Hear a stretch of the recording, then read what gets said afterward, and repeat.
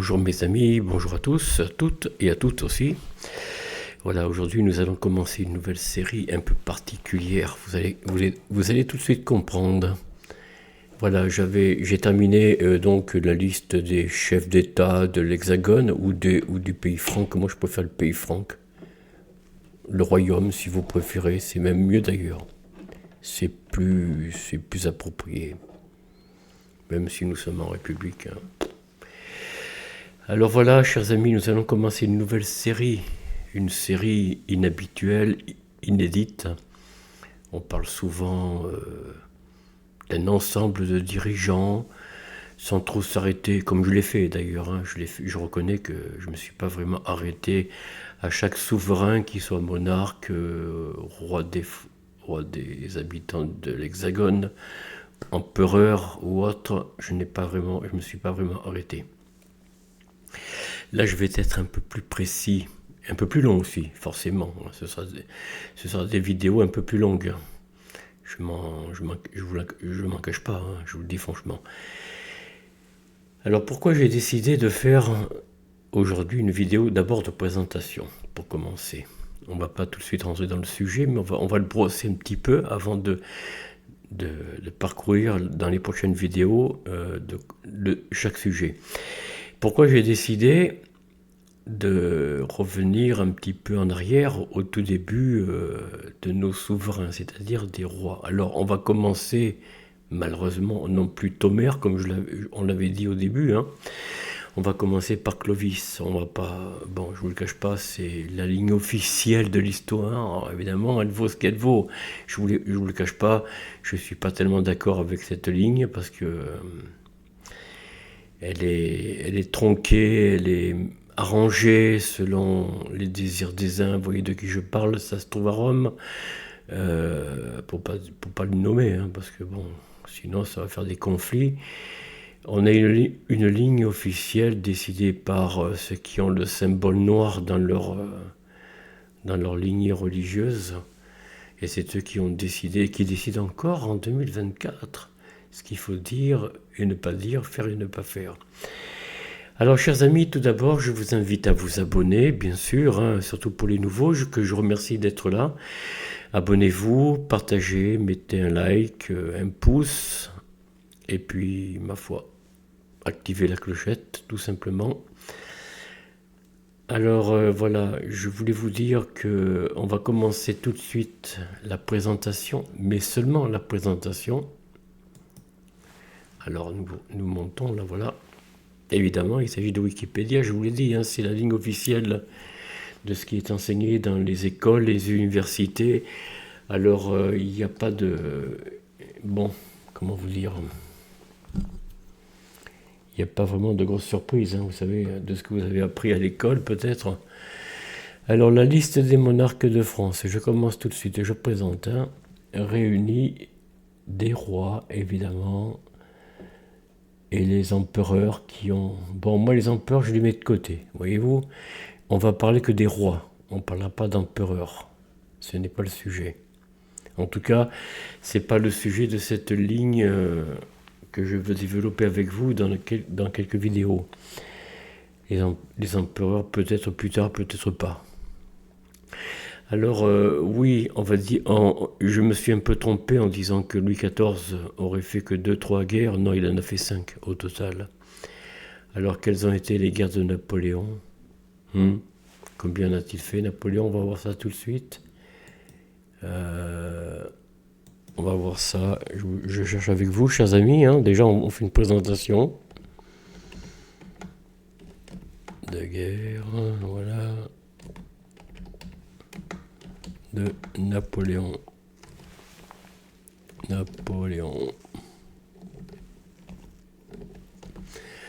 Voilà pourquoi je fais une comparaison. C'est parce que vous allez comprendre de la grandeur de... Voilà, 5 guerres. Comme Louis XIV. Pareil. 5 guerres Louis XIV et 5 guerres Napoléon. Cherchez l'erreur. Est-ce qu'il n'en a pas fait plus, Napoléon? C'est à se demander. Mais enfin bon, à supposer qu'il en ait fait que 5. Moi je veux bien. C'est possible. Alors, vous voyez, je n'invente rien, c'est marqué là, hein, c'est pas moi qui le dis, hein. Et en plus, je vous dis, c'est la ligne officielle de l'histoire. C'est la ligne officielle. Je ne vais pas chercher les auteurs, les historiens qui probablement vous expliqueront que les guerres faites sous Louis XIV et sous Napoléon n'ont rien à voir les unes avec les autres. Non pas seulement pour la modernité des armes ni des combats. Bien sûr que Napoléon avait une méthode plus moderne que Louis XIV pour aller se battre contre les ennemis. Je ne dis pas le contraire. Mais revenons en arrière. Si vous regardez bien de près, la grandeur de l'Hexagone, ou du royaume, pardon, la grandeur du royaume sous Louis XIV à la fin des guerres, et la grandeur de Napoléon à la fin de son empire. Il n'y a pas photo. À la fin de l'empire, l'Hexagone était essoufflé, était complètement, on va dire, à genoux. Et oui, plus d'un million d'hommes ont été massacrés, hein. Il n'y a pas de comparaison. Sous Louis XIV, pardonnez-moi, peut-être ma faiblesse royaliste ressort, peut-être, mais soyons sérieux quand même, soyons sérieux. Est-ce que vous croyez qu'à la fin du règne de Louis XIV, le royaume était essoufflé ? Oui, bon, il y a eu des famines, il y a eu des mécontentements dans le peuple parisien. C'était, on va dire, l'apogée de la monarchie. Bon, c'était pratiquement le déclin. C'est vrai qu'à la fin du règne de Louis XIV, déjà le déclin commençait à pointer à l'horizon. Nous sommes d'accord. Nous sommes d'accord. Mais à la fin de l'empire de Napoléon Bonaparte Ier, donc Napoléon Ier, je ne parle pas des autres dirigeants, je parle de Napoléon Ier, déjà c'était le déclin. Hein, lors de la reddition, c'était le déclin. C'était déjà le déclin. Sous Louis XIV, le déclin était à venir. Il pointait à l'horizon, oui, bien sûr, bien sûr. Les caisses du royaume commençaient à souffrir. Mais il y a eu le règne de Louis XV, et sous Louis XV, c'était pas encore totalement le déclin. C'est malheureusement sous Louis XVI que le déclin se fera le plus sentir, évidemment. Quand je dis le déclin, je parle de l'économie, hein, de l'économie et on va dire, du bien-être des habitants du royaume. Nous sommes d'accord, hein, le bien-être du royaume sous Louis XVI a été vraiment dans une souffrance. Alors attention, là aussi, il ne faut pas non plus s'y tromper. La bourgeoisie y a beaucoup contribué. Il faut savoir que il faut lire un petit peu les vrais historiens comme, je ne sais plus, j'en avais lu quelques-uns, enfin je n'ai pas couru, pas vraiment lu, mais il y a Le Nôtre, je crois qu'il y en a un qui s'appelle Le Nôtre, alors faut pas confondre Le Nôtre avec Le Jardinier sous Louis XIV, hein. Là c'est autre chose, c'est un autre Le Nôtre, mais il y en a un, c'est un grand historien du début du 19e siècle qui donne des chiffres très précis sur la perte des hommes, la famine, etc. Il faudrait chercher les historiens sérieux qui parlent de la Révolution et de ses conséquences, ou plutôt des causes de la Révolution, plutôt des causes. Pas les conséquences. Les conséquences, on les connaît, hein, vous le savez, c'est bon. Mais les causes, quelles sont-elles ? C'était la famine, il n'y avait plus de farine. Et non, il n'y avait plus de farine dans les greniers, j'allais dire, hein, dans les silos, enfin je ne sais pas comment on appelle ça, dans les moulins, voilà, c'est ça, il n'y avait plus de fabrication. Enfin si, il y avait de fabrication, mais elle était confisquée par qui ? Eh bien, par les premiers monnayeurs. Eh oui, tant que la monarchie, tant que la maréchaussée, enfin la maréchaussée, c'était la police de l'époque, hein, on appelait ça les échevins, je crois, si je ne me trompe pas. Les échevins surveillaient, alors ils arrêtaient pas les voleurs ni quoi que ce soit, bien sûr, bien qu'ils polissaient, mais ils surveillaient surtout le commerce, les places des marchés. Vous voyez? Il veillait sur les prix, il veillait sur pas mal de choses. Il faut aller, chers amis, pour les Parisiens, surtout au musée Carnavalet, pour aller chercher les sources. Alors là, vous avez des sources, je ne sais pas s'il en existe encore, mais il y avait des sources d'historiens très sérieux. Il y a Joe Bastia, par exemple, un grand historien. Joe Bastia, mais lui, c'est plutôt l'époque napoléonienne. Mais déjà, vous avez là une source intarissable d'un homme. Ah non, non, Joe Bastia, c'est l'économie, pardon. Enfin oui, ici quand même, Joe Bastia, pour l'économie, il vous explique bien l'économie sous la fin de l'Ancien Régime, sous la Révolution, sous l'Empire, le Premier Empire, enfin bon, il passe beaucoup de choses. C'est comment? C'est Bastia, mais je sais plus son prénom. Enfin, lui, il vous donne des chiffres sérieux, quoi. Voilà. Après, il y a d'autres historiens plus généralistes que sur l'économie. Mais enfin, il vous donne des sources. Donc, sous Louis XIV, si vous voulez, le royaume n'était pas encore dans une crise, on va dire, générale, si vous voulez. Il y avait bien sûr de la famine, bien sûr, mais depuis le début des rois, c'est pas seulement d'aujourd'hui. Il y a toujours eu des pauvres, il y a toujours eu, on va dire, ce qu'on appelait à l'époque des mendiants, maintenant on dit des SDF, bon, des sans domicile fixe, mais à l'époque on appelait ça des mendiants. C'était des gens c'est des gens qui, bien sûr, n'avaient pas le sou, n'avaient pas de quoi manger. Encore qu'à l'époque, bon, souvent, ils étaient pris dans des fermes, chez des paysans. Bon, on les faisait coucher sur la paille, on leur donnait la soupe, voilà l'assiette, on va dire. Hein.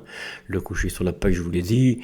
Bon, ils étaient embauchés, évidemment, avec un salaire de misère. Oui, peut-être. Mais en tout cas, il manquait pas de quoi manger. Ils étaient plus ou moins vêtus, bon, selon les moyens de l'époque, hein, évidemment. Ah, c'était pas des costumes 3 pièces, ni des jupes de soirée, d'accord. Bon, évidemment, l'époque n'était pas la même non plus, n'est-ce pas? Et puis aujourd'hui, les pauvres que nous voyons, les sans domicile fixe, vous croyez qu'ils sont bien vêtus, qu'ils sont bien nourris? Non, non, c'est pas mieux qu'avant, c'est pas mieux, c'est pas mieux. Nous arrivons là, enfin, à bout de souffle de la République, mais bon, je vais pas m'égarer. Alors, je continue un petit peu à présenter la liste des monarques du royaume, pardon, réunis les rois, bon, qui ont régné sur la France au travers des différentes constructions politiques, territoriales et dynastiques, évidemment qui se succèdent, mérovingiens, carolingiens, capétiens. Alors, on commencera par les mérovingiens. Attendez, je vais faire un petit tour rapidement. Voilà. Comment ça se... Je regarde un petit peu, chers amis, comment ça se présente. Et après, je reviens en arrière. Bon, je vois que ce n'est pas comme je le pensais. Enfin, bon. Voilà. Bon, c'est quand même pas mal. Ouais, bon, ça commence sous Clovis. Je sais pas pourquoi Clovis. Bon, enfin bref, on va pas revenir dessus. Alors, on a dit les mérovingiens, carolingiens. Bon, ça, c'est une histoire qui sera intéressante à développer. Les capétiens directs, Valois et Bourbon. Alors, Bourbon, j'avais regardé un petit peu rapidement ce que c'était les Bourbons, maison royale, royaume de l'Hexagone, de Navarre, d'Espagne et des deux Siciles, Grand-Duché de Luxembourg, Duché d'Orléans, de Bourbon et de Parme et Plaisance, dynastie capétienne, Louis de Bourbon, duc d'Anjou, chef actuel, Louis de Bourbon, duc d'Anjou. Oui, alors voilà un petit peu aujourd'hui notre roi. Bon, il est jeune, enfin je ne sais pas en quelle date il est né. Il est né le 26 avril 1974, bon il est plus tout jeune non plus, mais bon voilà. Il est en exil en Espagne parce qu'ici chez nous on ne l'accepte pas. Donc il aurait des soucis, hein. Donc il vit en Espagne. Voilà, et c'est la ligne. Alors on y reviendra quand on sera sous le règne de Louis XIV. C'est en fait une ligne non pas directe, puisque la ligne directe c'est les Capétiens, comme vous le savez. Et là, c'est une ligne cadette. Alors, je ne sais pas de quel rang, mais c'est les descendants de Louis XIV et d'Henri IV. Voilà. Cet homme, sa majesté, donc est né, enfin ses ancêtres sont Louis XIV bien sûr, et Henri IV, mais pas après Louis XIV. Voilà. Louis XV, Louis XVI, Louis XVII. Bon. Nous y reviendrons. Allez, nous poursuivons un petit peu les explications. Alors, Orléans. Bon, les Orléans, c'est, je crois, la 27e branche. Je vais regarder rapidement avec vous. Alors là, ils ne le disent pas, je pense. Normalement, c'est la ligne désignée simplement sous la forme de maison d'Orléans. Normalement, c'est la 27e branche. Voilà, fils cadet de Louis XIII et d'Anne d'Autriche, frère de Louis XIV. Voilà, vous voyez, c'est ça. Frère de Louis XIV. Philippe, fils de France, au duché d'Anjou. Mais alors, qu'est-ce que ça a à voir avec les Orléans? Les Bourbons, ça n'a rien à voir. En fait, il y a deux branches, quoi. Il y a les Orléans, il y a d'abord les Bourbons, et puis les Orléans. Bon, nous revenons en arrière, chers amis. Donc, c'est la 27e branche environ, à peu près. Alors, bon, pourquoi Bonaparte? Je vois pas le rapport. Parmi les différents moments de cette monarchie, de la monarchie française, on distingue l'époque des royaumes francs au haut Moyen-Âge, la Francie occidentale, issue des partages au IXe siècle, de l'Empire carolingien, oui voilà, le royaume de France, de l'Hexagone, le royaume de l'Hexagone, voilà, en tant que tel jusqu'à la Révolution, bon on le sait, puis le premier empire, Restauration, la monarchie de Juillet, bon, le Second Empire, le dernier monarque ayant régné dans l'Hexagone et l'empereur Napoléon III. Alors lui par contre, Napoléon III, il ressemble en rien à son aïeul Napoléon Bonaparte Ier. Hein. C'est le moins qu'on puisse dire, mais je ne vais pas en parler. Bon, déchu officiellement le 1er mars 1871, Napoléon III, hein, après la défaite de Sedan. Jusqu'alors, l'Hexagone avait toujours été un royaume ou un empire, hormis durant deux périodes, la Première République du 22 septembre 1792 au 18 mai 1804, et il n'a pas duré longtemps, hein, et la Première République du 22 septembre 1792 au 18 mai 1804, et la Deuxième République du 24 février 1848 au 2 décembre 1862. Voilà la liste, bon ça on a vu, hein. On va pas regarder encore. La date de commencement du royaume de France en tant que royaume et entité politique constituée est sujette à controverse. Ah bon, pourquoi? Ben oui, forcément, c'est pas Clovis qui est le tout premier, mais enfin bon. La date la plus reculée admise est celle de l'avènement de Clovis. C'est ce que je vous dis. La liste, la date plutôt la plus reculée admise par la religion. Mais en dehors de la religion, pour eux, rien n'existe, ou rien n'a existé. Voilà, et celle de l'avènement de Clovis en 481, qui correspond globalement à l'émergence de la consolidation du Regnum Francorum. Oui, regardez un petit peu, regardez les dates, vous voyez.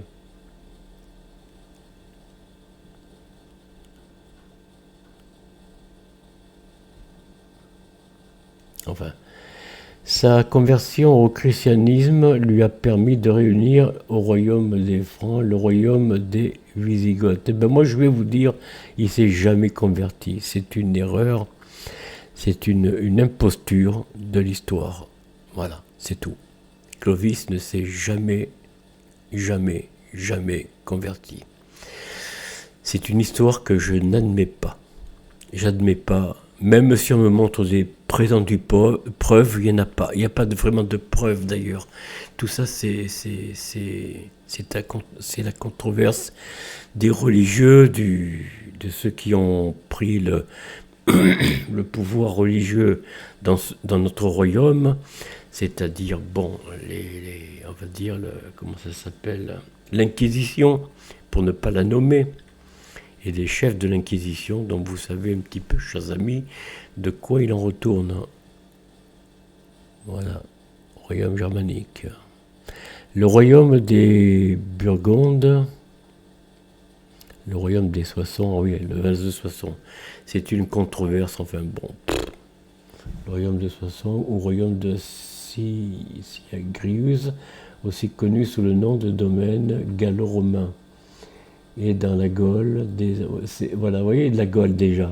Vous voyez, on parle de la Gaule quand même, mais juste ce petit passage de l'histoire, le vase de Soissons, des dernières années de l'Empire romain. Non, mais comme si la Gaule n'avait pas subsisté. Elle a subsisté, puisque les Gaulois, la plupart de ceux qui ont pu partir et fuir l'avancée romaine, sont partis dans le nord de l'Europe. Dans le nord, et certains sont partis beaucoup plus loin, même en Asie. Autant vous dire. Il faut être sérieux, chers amis, dans l'histoire, le déroulement de l'histoire. Nous avons d'abord été Gaulois. Mais avant d'être Gaulois, nous avons été Atlants. Les Atlantes, d'où l'Atlantide. Bon, l'Atlantide, les Gaulois avec les druides et les druidesses, ce qu'on appelait les vierges des druidesses, les valkyries, on va dire, pour les odinistes, puisque les Gaulois avaient comme religion la religion d'Odin, les odinistes. Ça, on ne vous le dit pas dans l'histoire officielle. Même là, ils n'en parlent pas beaucoup. Je vais noter ça parce que c'est très intéressant.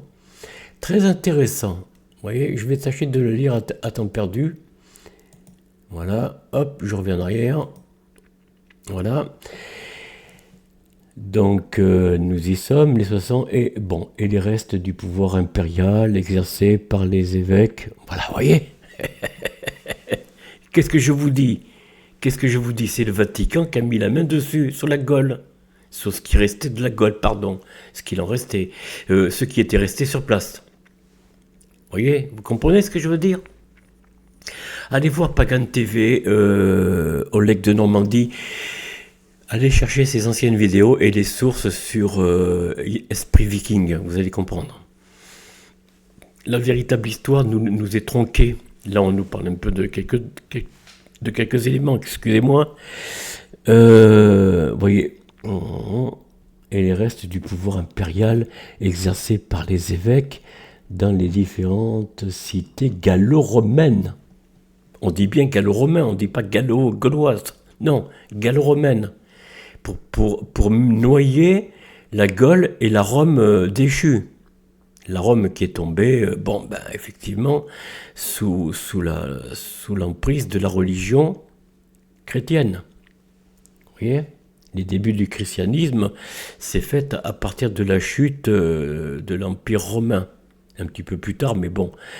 Le territoire continue sur plusieurs siècles, et bien sûr, à s'appeler la Gaule. Vous voyez ? Voilà. Mais on possède depuis cette date des actes de la chancellerie de l'Hexagone, donc qui attestent l'existence et la continuité d'un État franc. Et puis, ça, c'est encore une fois un mensonge. Encore une fois. Alors oui, il y a eu un État franc. Oui, mais c'était un État franc sous la conduite des évêques, des moines, enfin des prêtres, vous voyez, donc du clergé, comme on dit couramment, du clergé. Mais ceux qui étaient partis, ceux qui étaient restés, ou ils se convertissaient, ou ils étaient oxy. tout simplement. Ou esclaves, on appelait ça à l'époque les serfs. Ça vous dit rien? Les serfs, c'était des ouvriers qui étaient dans des terres, on les faisait travailler dans des terres. Ils étaient nourris, oui, nourris, blanchis, non, peut-être pas, mais il n'y avait pas de blanchisserie à l'époque. Ils étaient nourris, ils étaient, comment vous dire, ils étaient logés, oui, sous la paille, dans les endroits chauds, avec les bêtes parfois, bon, ou un peu à l'écart, mais enfin, ils étaient réchauffés quand même avec les moyens du bord. Hein. Il n'y avait pas les chauffages convecteurs ni les feux de bois. Hein. Ah oui, autant vous dire. Hein. Bah, c'était comme ça. Hein. Si, les feux de bois peut-être, mais il n'y avait pas les cheminées comme maintenant, comme après. Le royaume ne s'est pas fait comme ça en un jour. Hein. Plus de 1300 ans, bon, ben, et encore, c'est que la date officielle. Bon. Alors, la plupart de ceux qui ont pu fuir, enfin, ceux qui ont pu partir dans le nord, se sont appelés les Vikings. Et quand les Vikings vont revenir sur la Gaule, occupée bien sûr par la religion, donc en fait le territoire franc tel qu'on l'entend ne s'est forgé que sous les Carolingiens en fin de compte. Il ne s'est pas vraiment forgé sous les premiers rois, sous Clovis. Hein. Ça c'est une histoire qu'on nous raconte. Bon. Alors, les Vikings reviendront et reprendront les terres. Reprendront les terres, la Normandie, notamment la Bretagne, et ils iront jusqu'en Espagne. Vous avez compris? Dans le Midi, ils vont reconquérir pas mal de territoires en Espagne, et même on trouve les Vikings chez l'oncle Sam. Il y a même des artefacts, même des endroits reconnus par les Américains comme ayant été découverts par les Vikings. Vous voyez, les tout premiers découvreurs de ce territoire nord-américain, c'est les Vikings. Ce n'est pas Christophe Colomb ni les autres. Hein. Enfin bon, c'est comme ça. Et on ne vous parle pas de la prise de ce qu'on appelle Notre-Dame de Paris, la cathédrale qui a été rénovée par Macron, vous savez, qui a été prise par les Vikings, qui ont singé un corps. C'était, alors le corps, c'était Ragnarok, je crois, Ragnarok, ou un autre, je ne sais plus son nom. Il faut aller sur l'esprit viking pour chercher. Hein. Comment il s'appelait je ne sais plus. Et ils ont pris la cathédrale de Paris qu'ils ont occupée, ils ont chassé le clergé, quoi. Mais ça, on ne vous le dit pas dans l'histoire. Voilà. Alors, l'historiographie, maintenant. L'historiographie, rapidement. Alors, je vais peut-être arrêter là, parce que c'est assez long. La présentation est assez longue, hein, je ne vous le cache pas. Regardez, il y a tout ça. Hein. Donc, on va y venir petit à petit. Chers amis, tout simplement, ce que j'avais à vous dire pour cette petite présentation, rapidement. Alors après, on continuera la présentation avec l'histoire des listes de souverains sous la royauté, l'historiographie. On ne parlera pas des empires, hein, je ne vous cache pas, l'empire, la révolution, non, on n'y viendra même pas d'ailleurs. On s'arrêtera à Louis XVI, voilà, tout simplement. Bien sûr, on parlera de sa chute, de la fin du royaume des Capétiens. Mais on ne parlera pas de la révolution de l'Hexagone. Voilà, on s'arrêtera là. Voilà, chers amis, cette petite présentation. J'espère que cette vidéo vous a plu. Si c'est le cas, écoutez, alors je vous fais part qu'il y a une suite. Il y a une vidéo qui va s'afficher, qui s'affichera dorénavant, pour vous donner un petit peu le résumé de ce que j'ai fait avant, de ce qui a été fait sur la liste des souverains.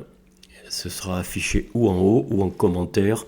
Dans tous les cas, vous aurez cette vidéo qui s'affichera en haut, comme je vous dis, en haut ou en bas. Enfin voilà. Voilà, chers amis. Donc je reviens à la page d'accueil. Voilà. Hop. Voilà, cette courte présentation, mais elle sera faite sur plusieurs vidéos. Je vous le dis tout de suite, ça sera très très très long. Ça sera encore beaucoup plus long que la liste des souverains dont on a vu ensemble. Avec plus ou moins des explications précises par endroit et d'autres un peu moins précises, parce que bon, ben, voilà, bon, notamment le dernier, j'ai pas voulu trop m'arrêter, parce que l'histoire continue, hein. Il est toujours à l'Élysée, donc on verra ça plus tard, après son départ. Enfin, on verra, hein, je ne sais pas. Je ne sais pas si je reprendrai la liste, ça m'étonnerait. Voilà, chers amis, si ça vous a plu, je vous signale donc qu'il y a une vidéo qui s'affichera là, ou en dessous, en commentaire. Comme je vous l'ai dit, hein, regardez-la si vous aimez mon travail, si vous appréciez ce que j'ai fait sur la liste des dirigeants de l'Hexagone. Donc ça s'affichera là ou en bas, enfin vous verrez, hein, je ne sais pas. On se dit à très bientôt. La vie est belle, chers amis. Continuez à vivre heureux entre vous, en famille, entre amis, c'est très important. Et puis, soyez dans l'empathie, la concorde, oui, c'est un mot un peu à la mode, hein. Ça fait un peu franc-maçon tout ça, mais bon, passons. On se dit à très bientôt. Ciao.